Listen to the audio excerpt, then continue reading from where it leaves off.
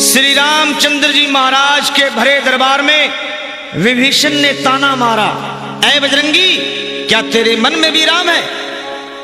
हनुमान जी ने श्री राम का नाम लिया और सीना फाड़ा, बोले, ले देख, जय श्री राम। श्री आजाद महावीर आखड़ा, आखड़ा नंबर 7, ब्रह्म स्थान, सौरानगर, वार्ड नंबर 13, तमकुही रोड।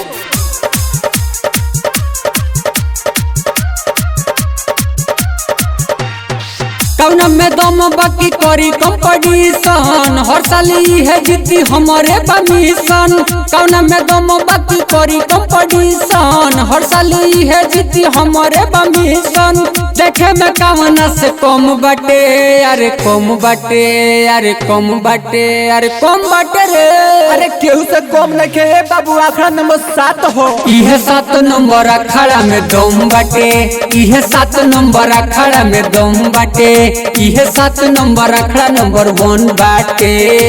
कौन में दम बाकी करी कंपटीशन, हर साल यह जीती हमारे बमिशन। कौन में दम बाकी करी कंपटीशन, हर साल यह जीती हमारे बमिशन। देखे में कामना से कम बाटे, अरे कम बाटे, अरे कम बाटे, अरे कम बाटे रे। अरे केहू से कम नहीं बाबू, आखड़ा नंबर 7 हो। यह 7 नंबर अखाड़ा में दम बाटे, यह 7 नंबर अखाड़ा में दम बाटे, यह 7 नंबर अखाड़ा नंबर 1 बाटे। बुझल? Presented by Riddhi Siddhi recording studio, Tamkuhi road. पूरा तमकुही रोड में भइल बहाला, जीती है चारू ओरी चर्चा सुनाला, जीती है चारू ओरी चर्चा सुनाला।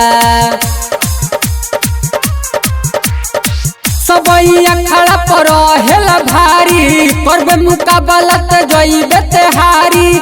सबई अखाड़ा पर हेला भारी, करबे मुकाबला त जइबे जहारी। मन में तोरा का भरम बाटे, या भरम बाटे, या भरम बाटे रे। अरे केहू से कम नहीं बाबू, आखड़ा नंबर 7 हो। यह 7 नंबर अखाड़ा में दम बाटे, हमरा 7 नंबर अखाड़ा में दम बाटे, यह 7 नंबर अखाड़ा नंबर 1 बाटे।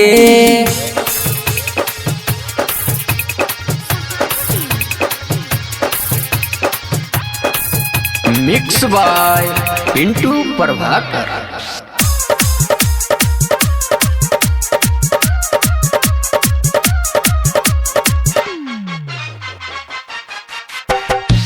पिंटू प्रभाकर के बाजत गाना, लोग सब भइल बाटे इनकर दीवाना, लोग सब भइल बाटे इनकर दीवाना। सौरभ बंटी के कइल हखेला, अखिले सब बिकिया संग ही रहेला। सौरभ बंटी के कइल हखेला, अखिले सब बिकिया संग ही रहेला। शुभम राज छोटू कम बाटे, का गम बाटे, का गम बाटे, अरे का गम बा हो। अरे केहू से कम नहीं बाबू, आखड़ा नंबर 7 हो। यह 7 नंबर अखाड़ा में दम बाटे, यह 7 नंबर अखाड़ा में दम बाटे, यह 7 नंबर अखाड़ा नंबर 1 बाटे। बुझल? Mix by Pintu Prabhakar.